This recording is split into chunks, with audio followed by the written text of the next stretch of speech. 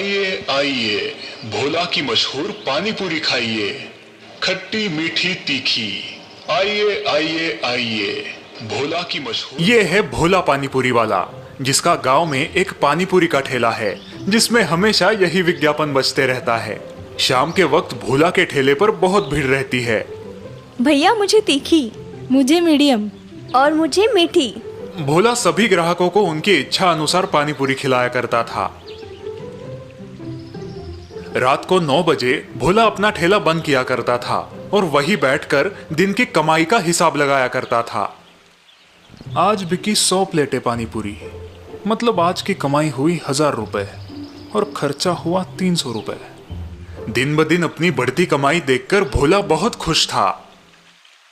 हर बीते दिन के साथ भोला का व्यापार बढ़ता ही जा रहा था। अब वो अकेला इतने सारे ग्राहकों को नहीं संभाल सकता था। भैया मुझे तीखा। मुझे भी तीखा। मुझे भी। अब भोला को लगने लगा कि उसे कोई सहायक रख लेना चाहिए। अगले दिन जब भोला अपना ठेला लगा रहा था तो उसका दोस्त कृष्णा उसके पास आया। तो भाई भोला, क्या हालचाल है? एकदम बढ़िया, तू बता। बस वही काम ढूंढ रहा हूँ। बहुत सही समय पर आया है तू। मैं अपनी मदद के लिए एक सहायक ढूंढ रहा हूँ। अरे वाह, तो मैं हूं ना तेरा सहायक। भोला को अपना सहायक मिल गया और कृष्णा को अपनी नौकरी। उसी दिन से कृष्णा भोला की मदद करने लगा। अब जब भी भीड़ होती तो भोला को कोई परेशानी नहीं होती, क्योंकि कृष्णा उसकी मदद किया करता था। वे दोनों सारा काम साथ में करने लगे और हमेशा की तरह आज भी ठेला बंद करने के बाद भोला हिसाब लगाने लगा। आज कुल 180 प्लेटें पानी पूरी बिकी, मतलब 1800 रुपए। खर्चा हुआ 400 रुपए, पूरे 1400 रुपए का मुनाफा। अच्छा है, ये लो भाई कृष्णा, तुम्हारे 300 रुपए। अगले कुछ दिनों तक कृष्णा ने भोला के साथ काम किया और भोला उसे उसकी मजदूरी दे दिया करता था। पर भोला का मुनाफा देखकर कृष्णा को जलन होने लगी। एक सुबह कृष्णा हिसाब करने बैठा। एक दिन के 300 रुपये, पिछले एक महीने में मैंने 9000 रुपये कमाए हैं।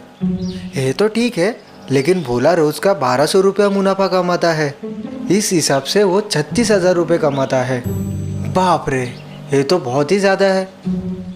कृष्णा सोचने लगा कि कैसे वो भी भोला की तरह ज्यादा पैसे कमाए। अगर मैं भी पानी पूरी का ठेला लगाऊं तो? और बस तब से कृष्णा भोला के पीछे लग गया। भाई, ये ठेला लगाने में तो बहुत ज्यादा पैसे लगे होंगे ना? तुमने इतने सारे पैसे कहाँ से लाए? ज्यादा नहीं, बस 3000 लगे थे और उसके लिए मैंने अपनी माँ के कंगन गिरवी रखे थे। भोला कृष्णा को अपना दोस्त समझकर सब कुछ बताता रहा। अगले दिन, भाई मैं सोच रहा हूँ, अगर तुम मुझे सामान कहाँ मिलता है ये बता देते तो रोज मैं सामान ले आता, तुम्हारा भार कम हो जाता। हाँ क्यों नहीं कृष्णा। भोला को कृष्णा पर पूरा विश्वास था। भोला उसे अपने साथ बाजार ले गया और उसे सब दुकानें बताई जहां से वो सामान खरीदता था। कुछ दिन बाद, अब मुझे हर चीज पता है और मेरे पास पैसे भी है। यही सही समय है अपना ठेला डालने का। और अगले दिन भोला के बगल में एक और पानी पूरी की गाड़ी खुली। कृष्णा की मजेदार पानी पूरी, आइए चखिए, नए जमाने की नई पानी पूरी। कृष्णा का ठेला देखकर भोला दंग रह गया। तूने मेरे साथ धोखा किया? मैंने कोई धोखा नहीं किया, ये दुनिया का दस्तूर है। चेला कभी ना कभी गुरु पर भारी पड़ता ही है। मैं ही मूर्ख था जो तुझे अपना दोस्त समझ बैठा था। अब गांव में एक साथ 2-2 विज्ञापन सुनाई देने लगे। आइए आइए, भोला की मशहूर पानी पूरी खाइए, खट्टी मीठी तीखी। आइए आइए आइए, कृष्णा की मजेदार पानी पूरी, आइए चखिए, नए जमाने की नई पानी पूरी। और इस वजह से भोला के ग्राहक भी कम हो गए। उसके आधे ग्राहक कृष्णा के ठेले पर जाने लगे। मुझे तीखी चाहिए। इतनी बस या और तीखी?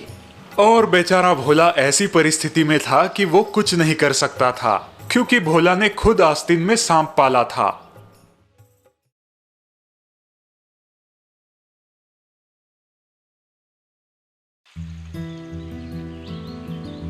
ये जगन है, जो आज ही काम की तलाश में अहियापुर आया है। जगन यहाँ अपने मामा हरिया के घर रहने वाला है। प्रणाम मामा जी। चलो अच्छा है तुम आ गए। सफर कैसा रहा तुम्हारा? ठीक ही था। चीनू, अरे ओ चीनू के बच्चे, जगन के लिए पानी ले आना। चीनू पानी लेकर आया और जगन ने पानी पी लिया। तुम आराम करो, मैं तुम्हारे लिए चाय नाश्ते का इंतजाम करता हूँ। मामा जी, मामी नहीं दिखाई दे रही? वो बड़ी लंबी कहानी है, तुम आराम करो, बाद में समझाता हूँ। जगन आराम करने लगा। चीनू, मैं खेत जाकर आता हूँ, तुम जगन का ख्याल रखना।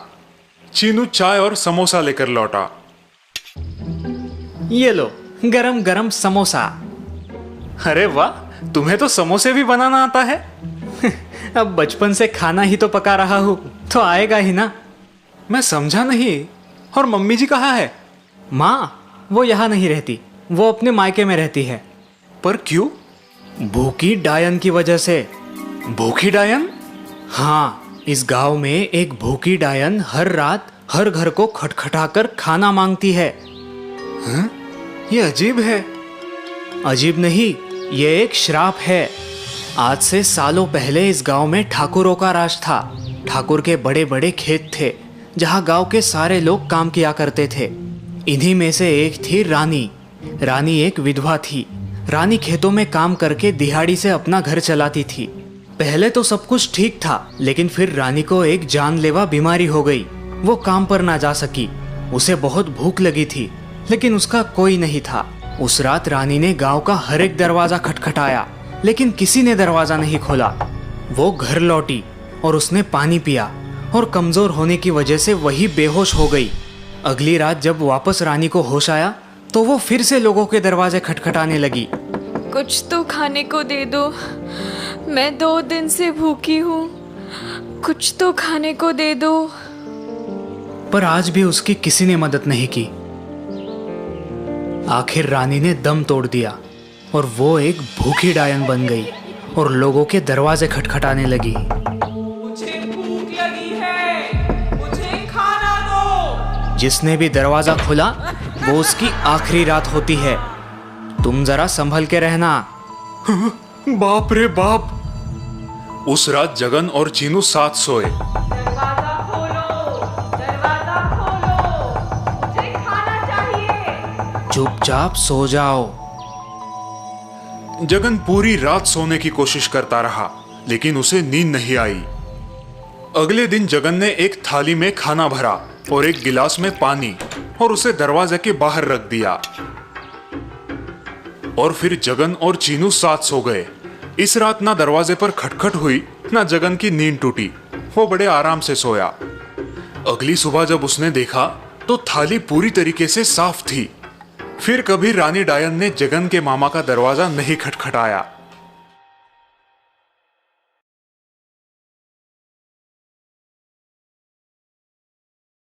नीलेश का परिवार एक सुखी परिवार था। वो, उसकी पत्नी शर्मिला और उनकी 14 साल की बेटी स्वरा। हाल ही में वो एक नए मकान में शिफ्ट हुए थे, जहां पर नीलेश ने कुछ नया फर्नीचर भी खरीद लिया था, जिसमें एक पुरानी सी तस्वीर भी थी। जी हाँ, ये वही तस्वीर है जिसने दादाजी की जान ली थी। नीलेश ने वो तस्वीर स्वरा के बेडरूम में लगाई थी। नीलेश खुद एक आर्टिस्ट था और उसे आर्ट की बड़ी अच्छी समझ थी, लेकिन न जाने क्यों शर्मिला को वो तस्वीर बिल्कुल पसंद नहीं थी। एक रात शर्मिला को स्वरा के बेडरूम से कुछ आवाजें आने लगी। जब शर्मिला स्वरा के कमरे में पहुंची, उसने देखा कि स्वरा उस तस्वीर की तरफ देखकर मुस्कुरा रही है। शर्मिला को यह बात बड़ी अजीब लगी। किससे बात कर रही हो स्वरा? नहीं तो, मैं कहाँ बात कर रही हूँ। शर्मिला स्वरा के कमरे में से बाहर आई। जैसे ही उसने कमरे के बाहर कदम रखा, अंदर से फिर से हंसने की आवाजें आने लगी। अगले दिन शर्मिला ने यह बात नीलेश को बताई, लेकिन नीलेश ने इस बात को हंसी मजाक में टाल दिया। दूसरे दिन शर्मिला ने देखा कि स्वरा अपने कमरे में बैठी कोई तस्वीर बना रही है। स्वरा दीवार पर टंगी उसी तस्वीर की नकल बना रही थी। शर्मिला को यह बात बड़ी अजीब लगी, लेकिन उसने भी इस बात को अनदेखा कर दिया।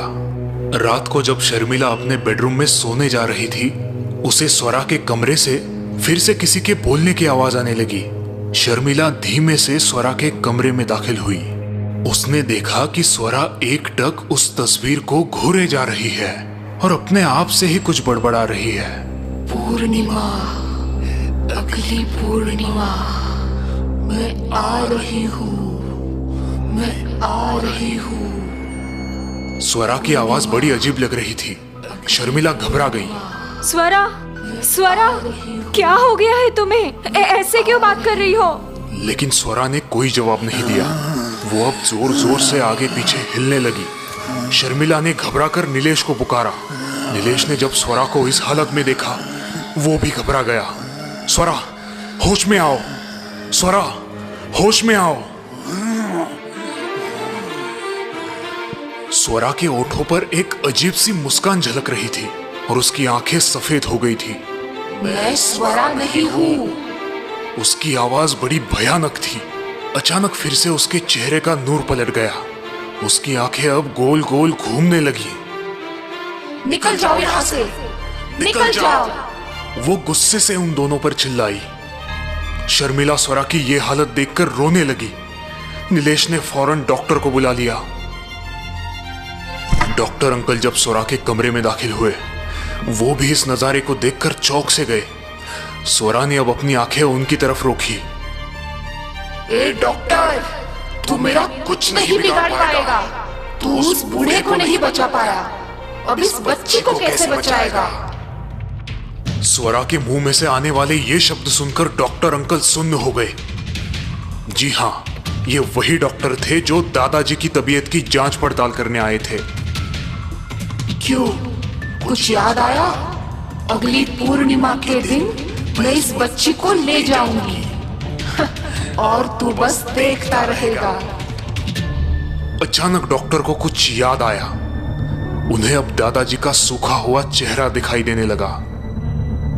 उन्हें याद आया कि दादाजी दीवार पर टंगी एक तस्वीर की तरफ देखकर कुछ कहना चाहते थे। डॉक्टर अंकल की नजर अब दीवार की तरफ गई और उनके पांव मानो जैसे जमीन में जम ही गए। ये तो वही तस्वीर है, वो पुटपुटाए। उन्हें दादाजी के शब्द याद आने लगे। पूर्णिमा, अगली पूर्णिमा। दादाजी की मौत पूर्णिमा के दिन ही हुई थी। यह तस्वीर यहां पर कैसे आई? जी मैंने वो कबाड़ खाने से खरीदी थी। क्यों, क्या हुआ डॉक्टर साहब? डॉक्टर को अब सारी बात समझ आ गई। तभी स्वरा डॉक्टर को घूरते हुए बोली, तू ठीक समझा। मैंने ही उस बूढ़े की जान ली थी और अब इस लड़की की बारी है। डॉक्टर के माथे पर पसीना जमा होने लगा।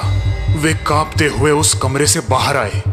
उन्होंने दादाजी की पूरी हकीकत नीलेश और शर्मिला को बताई। मुझे लगता है कि आपको उस तस्वीर को वहां से हटा देना चाहिए, या फिर बेहतर है कि आप उसे जला ही दे। लेकिन आपको यह काम पूर्णिमा के दिन ही करना होगा। इतना कहकर डॉक्टर अंकल वहां से निकल गए। आखिर पूर्णिमा की वो भयानक रात आ ही गई। नीलेश और शर्मिला दोनों ही स्वरा के कमरे में आए। स्वरा अपने बेड पर सो रही थी। नीलेश ने स्वरा के हाथ पैर रस्सी से बांध दिए और दीवार पर टंगी तस्वीर निकालने के लिए वो आगे बढ़ा। लेकिन तभी स्वरा ने अपनी आंखें खोली और वो पागलों की तरह झटपटाने लगी। मैं तुम्हें जिंदा नहीं छोड़ूंगी, मार डालूंगी, मार डालूंगी। वो जोरों से चिल्लाने लगी। कमरे का माहौल एकदम से बदल गया। भूकंप के झटके की तरह पूरा कमरा कांपने लगा। स्वरा का चेहरा पूरी तरह बदल चुका था। नीलेश ने वो तस्वीर निकालकर जमीन पर पटकी और अपनी जेब में से माचिस निकालकर वो उसे जलाने की कोशिश करने लगा। लेकिन डर के मारे नीलेश के हाथ कांप रहे थे। तुम ऐसा नहीं कर सकते, नहीं कर सकते। स्वरा जोरों से चिल्लाई। वो अपने आप पलंग से ऊपर उठकर हवा में तैरने लगी। जल्दी करो नीलेश, जल्दी करो, उस तस्वीर को जला दो। छोड़ो मुझे,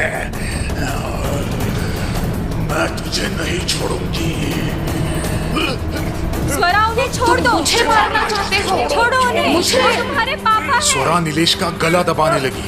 ये क्या कर रही हो स्वरा? छोड़ दो उन्हें। शर्मिला चिल्ला रही थी। मैं स्वरा नहीं हूँ, मैं स्वरा नहीं हूँ। नीलेश की आंखों के सामने अब अंधेरा छाने लगा। उसे अपनी मौत नजर आने लगी। लेकिन तभी कमरे का दरवाजा खोलकर डॉक्टर अंकल वहां पर आ पहुंचे। उनके हाथों में पेट्रोल से भरी हुई एक बोतल थी। उन्होंने वो सारा पेट्रोल उस तस्वीर पर छिड़का और अपनी जेब में से लाइटर जलाकर उस तस्वीर पर फेंक दिया। तस्वीर के जलते ही उस बुरी आत्मा ने स्वरा के शरीर को छोड़ दिया और वो फिर से उस तस्वीर में घुस गई।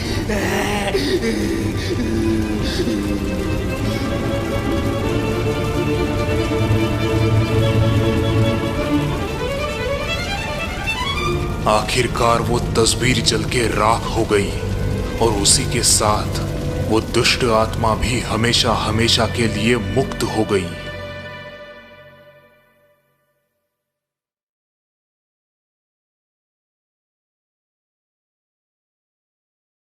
चाचू ये कहाँ ले आए आप हमें? चाचू आपने तो कहा था कि आप हमें कोई अच्छी जगह ले जाने वाले हैं।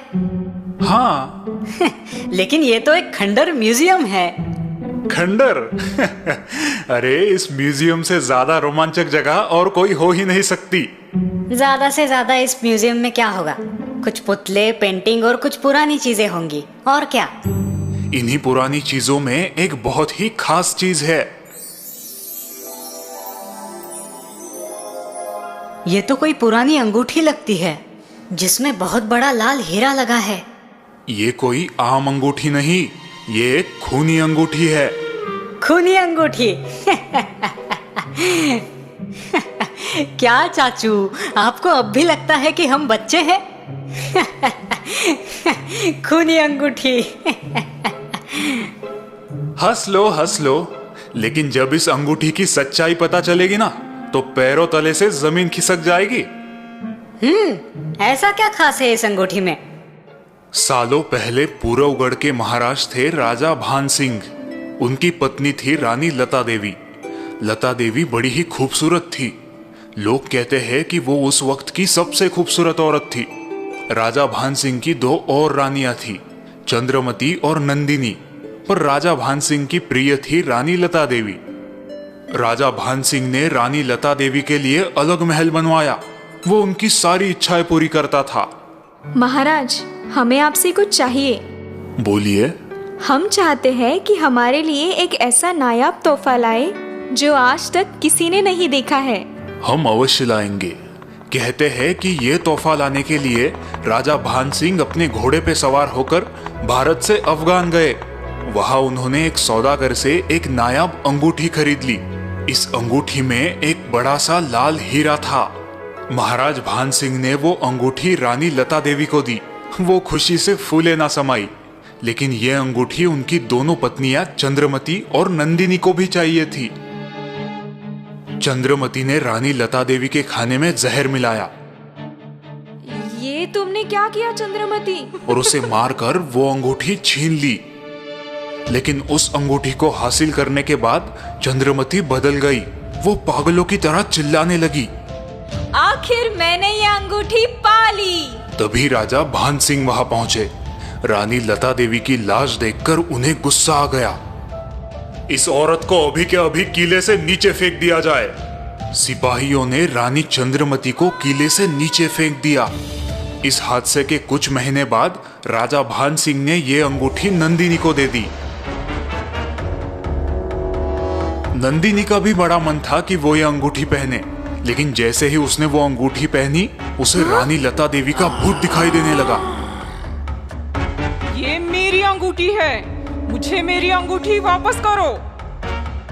अपने आप को रानी लता देवी के भूत से बचाने के लिए रानी नंदिनी दौड़ने लगी और दौड़ते दौड़ते वो भी महल से नीचे गिर गई। महाराज के सलाहकारों ने कहा, इस अंगूठी को मंत्रों के जरिए शांत करके नष्ट कर देना चाहिए। राजा भान सिंह ने उनकी बात मान ली। उन्होंने बहुत से यज्ञ करवाए और उसके बाद इसे इस म्यूजियम में रख दिया है ताकि कोई इसे छू ना पाए। क्या सच में रानी लता देवी का भूत इस अंगूठी में है? कहते हैं इस खूनी अंगूठी में एक नहीं बल्कि 7 औरतों के भूत है जो अब भी इस म्यूजियम में घूमती रहती है।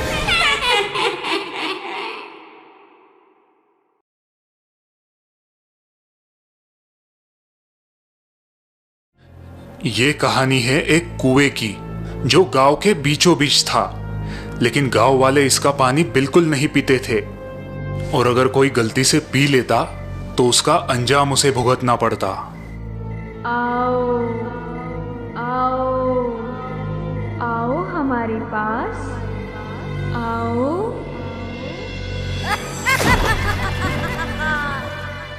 नीलू और उसकी माँ कई सालों बाद अपने गांव आए थे। नीलू बेटा, उस कुएं से दूर रहना। रुको नीलू। लेकिन आप कौन हो? मैंने आपको पहचाना नहीं। मैं तुम्हारी बड़ी दादी माँ, वहां मत जाओ। लेकिन बड़ी दादी माँ, आखिर उस कुएं में है क्या? भूत, माँ बेटे का भूत। क्या दादी, भूत वूत कुछ नहीं होता। तू विदेश में रहता है, भूतों पे तुझे कहाँ यकीन आएगा? आंखों देखा ही मानेगा। खैर, उस कुएं में दो बहुत ही खतरनाक भूत रहते हैं। पिछले 50 सालों से वो वही है। इसका मतलब भूत भी आपसे उम्र में छोटे हैं। धत, मेरा मजाक उड़ाता है। जब तुझे भौरी और भीकू दिखेंगे ना, तब समझेगा। भौरी और भीकू? 50 साल पहले यहाँ ठाकुरों का राज था। उस समय नीची जाति वालों को गांव की कुएं और मंदिरों में जाने पे सख्त पाबंदी थी। भौरी भी एक नीची समाज की औरत थी जो गांव भर साफ सफाई किया करती थी। भौरी का घर गांव की सीमा के बाहर था और उन लोगों को पानी लाने के लिए 2 किलोमीटर नदी पर जाना पड़ता था। कहते हैं भौरी अपने बेटे भीकू से बहुत प्यार करती थी, लेकिन एकाएक भीकू को कोई जानलेवा बीमारी हुई। उसने बिस्तर पकड़ लिया और फिर एक रात पानी पानी माँ, पानी। अभी लाई बेटा, अभी लाई। ठाकुर साहब, मेरा बेटा मर रहा है, मुझे एक लोटा पानी दीजिए। तू नीची जाति की है, तुझे इस कुएं का मीठा पानी नहीं मिलेगा। भौरी रोती हुए उस दूर की नदी पर गई, लेकिन जब तक वो वापस आई, उसका भीकू मर चुका था। अपने बेटे भीकू की लाश अपने हाथों में लेकर भौरी वापस गांव आई। अरे ओ ठाकुर, आज मेरा बेटा सिर्फ तेरी वजह से मरा है। मेरा श्राप है तुझको कि तेरा पूरा खानदान बर्बाद हो जाएगा और आज से जो भी इस कुएं का पानी पिएगा, मैं उसे कुएं में डुबाकर मार दूंगी। भौरी भीकू की लाश हाथ में लिए उस कुएं में कूद गई और उस दिन से आज तक जिस किसी ने भी उस कुएं का पानी पिया, सबके सब उस कुएं में कूदकर मर गए। बड़ी दादी माँ, वैसे कहानी तो अच्छी थी, लेकिन मैं डरा नहीं। नीलू, किससे बात कर रहे हो? बड़ी दादी माँ से। बड़ी दादी माँ को मरे हुए 5 साल हो गए हैं। क्या? उन्होंने उस कुएं में कूदकर जान दे दी थी।